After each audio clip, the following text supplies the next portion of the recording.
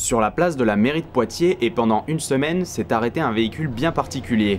Le bus du glaucome, organisé et financé par l'UNADEV, en partenariat avec la Société française du glaucome et le CHU de Poitiers, proposait un dépistage gratuit des facteurs de risque du glaucome. En fait, il y a plusieurs types de glaucome, mais le glaucome le plus fréquemment connu, c'est le glaucome primitif à angle ouvert. Donc en fait, c'est une neuropathie optique. Donc le nerf optique se dégrade. C'est une maladie qui est multifactorielle.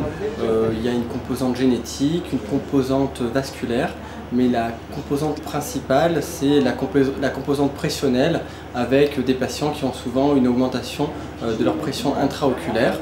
Et donc c'est le but de ce dépistage. Parce que le patient glaucomateux ne se plaint de rien. Mais bien sûr, l'œil est blanc, oui. Ça ne fait pas mal. Et il ne se rend pas compte de l'évolution de sa maladie, puisqu'on perd le champ de vision de la périphérie vers le centre, et quand on commence à avoir des symptômes, on est déjà dans des glaucomes qui sont très avancés. Donc c'est pour ça que c'est très important de le dépister.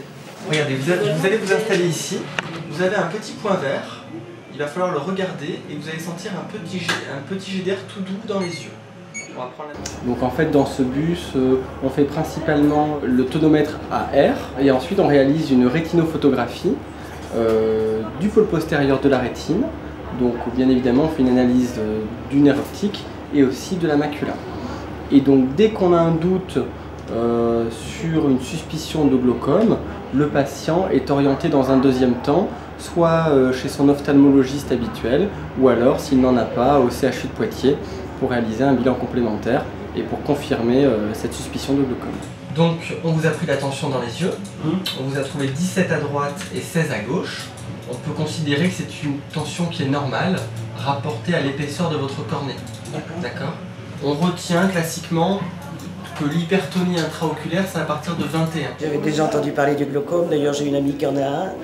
Et puis, oui, je connaissais le principe et je sais que malheureusement il n'y a pas de symptômes, donc il faut se faire dépister. Au cours de l'année, le bus du glaucome circule dans une vingtaine de villes partout dans la France. Alors n'hésitez pas, faites-vous dépister.